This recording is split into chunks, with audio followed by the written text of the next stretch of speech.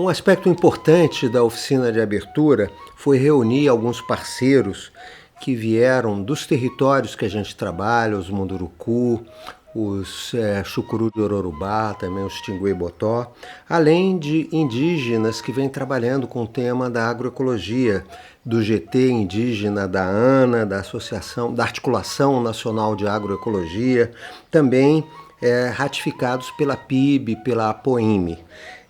E essa oficina apresentou o projeto e testamos a metodologia do projeto.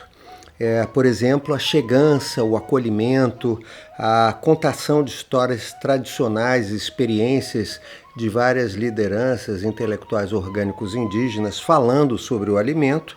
E também testamos a pergunta semeadora e algumas perguntas que chamamos polinizadoras que vão estar ao longo do projeto.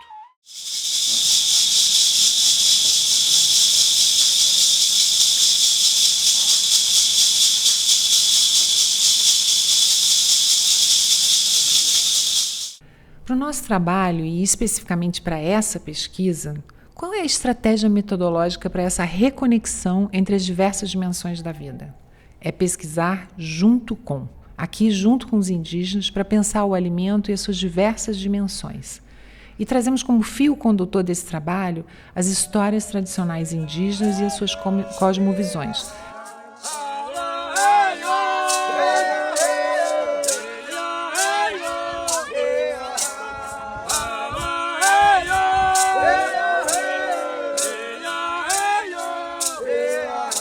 Na nossa origem, né, existia um homem muito grande que ele andava pela mata,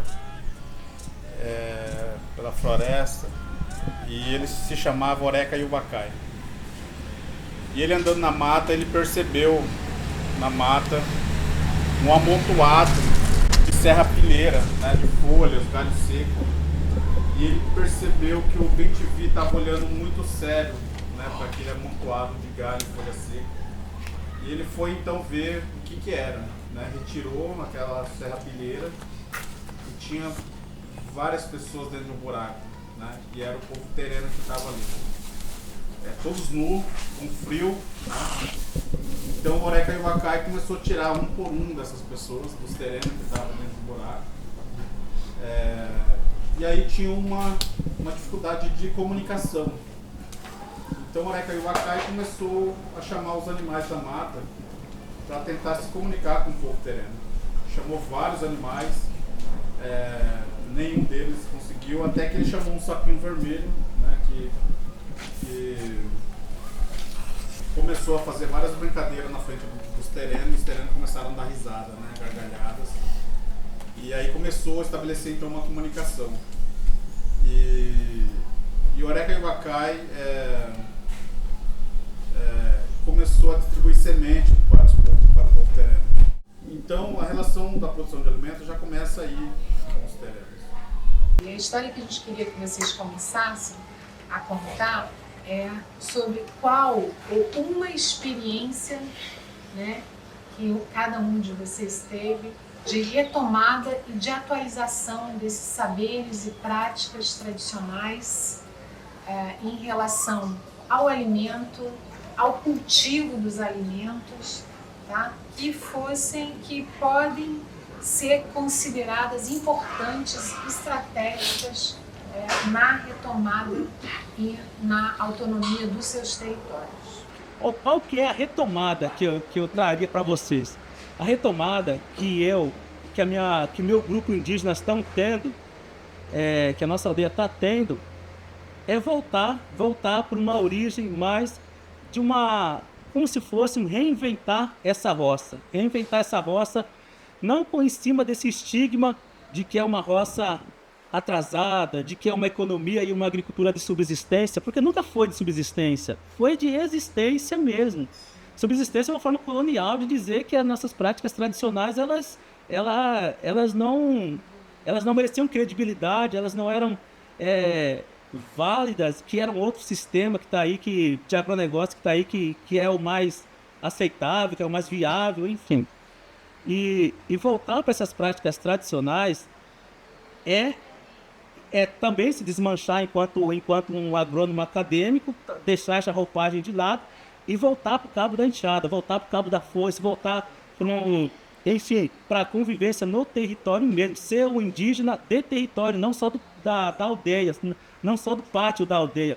Entrando no mundo da agricultura, Munduruku, eu me lembro daquela história que o menino pedia: eu quero melancia, eu quero banana, eu quero comer isso, comer aquilo. E o Munduruku nunca antes plantavam, não cultivavam. Então, aquela senhora ensinou todo o processo de plantio. Toda uma religião, uma religiosidade, espiritualidade, ecologicamente, né? Aí eu fico imaginando, né, falando da ecologia. Então ela pediu: olha, vocês preparem uma roça, fez todo o ensinamento, todo o processo. E ela disse: no momento que a roça foi queimada, ela agora cave uma cova lá no centro da roça. E aí quem vai entender que é ecológico, né? E ela disse: me enterre. Me enterre vivo. Ela ensinou todo o processo, como a mandioca crescer, quando o milho crescer, quando a melancia crescer, como plantar bananeira, como plantar tudo. Aí ela disse: me enterre. Aí ela foi enterrada. E aí o conhecimento vem aí. Aquela senhora foi enterrada para que a terra fosse tratada organicamente, ecologicamente, para poder dar vida ao solo, para que as plantas pudessem ter vidas também. O estado de Roraima é um estado que é vivo na questão indígena, né?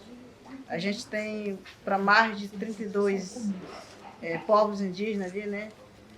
Com suas terras demarcadas, e a luta nossa hoje é com relação à gestão, né, social, gestão territorial, gestão em saúde, né? Já, apesar de Roraima ter todas as escolas indígenas, eles têm esse estudo, né, para estudar o aluno, né, aprender a língua, a escrever, a traduzir. A maior identidade do povo indígena é o dialeto, é o idioma que ele fala, é a língua. É a língua materna, nativa, né? Também isso é importante, né? Para a gente também, é uma das identidades que a gente tem, não?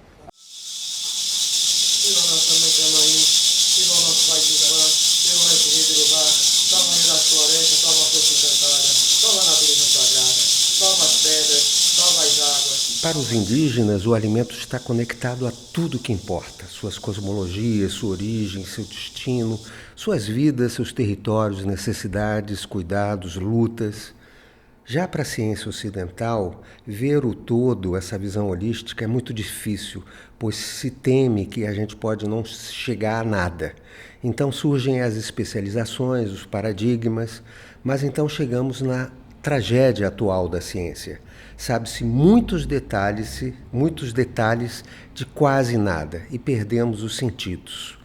Esse é o desafio atual: produzir conhecimentos conectados à vida, ao que importa, numa época que precisamos tanto defender a natureza e a dignidade. Daí a necessidade de produzir conhecimentos junto com, através de diálogos interculturais entre os conhecimentos tradicionais, por exemplo, dos indígenas, com a ciência especializada, porém sensível, aberta e que trabalhe com coração e respeito esse diálogo. O exercício que a gente vai pensar hoje na tarde vai ser muito para subsidiar o que essas duplas vão pesquisar, o que e como elas vão sistematizar previamente as experiências que vão ser qualificadas, que vão ser discutidas nas próprias oficinas. A gente traz também 3 pistas, que são as 3 questões polinizadoras e que vão ser trabalhadas em grupos dentro da oficina. Essas questões são relacionadas para pensar o alimento e as suas diversas dimensões: ancestralidade e cosmovisões, aos conflitos que ameaçam os territórios e a relação com a academia e as instituições. E esse alimento também é sagrado. Então, lógico que eu estou falando a partir da minha essência pancararu, a partir da minha cultura. E aí, quando pergunta qual é o meio de subsistência ou sobrevivência pancararu, aí eu vou, qual é a cultura? Então, a cultura é a plantação de milho, feijão e mandioca. Então, semente é indígena, não é crioula. Então, eu peguei um pouco com eles, com a semente de tingui, fui pro Peru, fui pro Chile e fui para Guatemala. Então, eu passei 10 anos fazendo melhoramento de semente. Então, hoje o tingui tem um milho e tingui.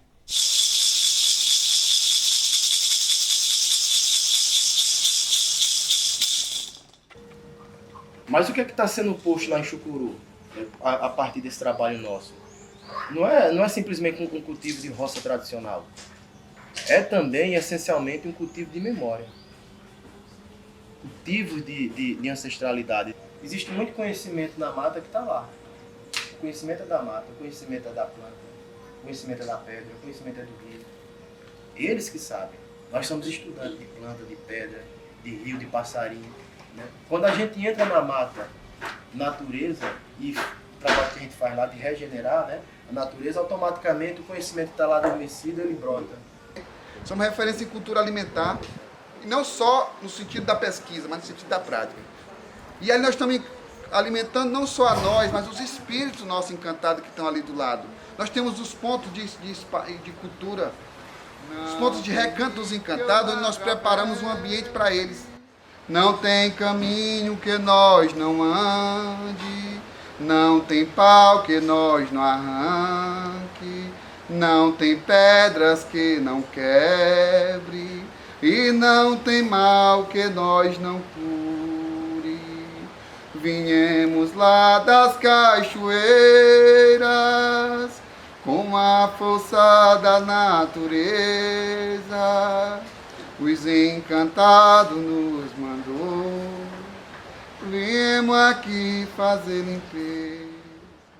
Daqui para frente a gente vai ter 3 oficinas importantes na continuidade do projeto. A oficina do Nordeste, o bioma do semiárido, também da região litorânea do Nordeste, a oficina da região amazônica e a oficina, finalmente, do Centro-Oeste. Todas essas oficinas que vão complementar e aprofundar as questões nos vários territórios.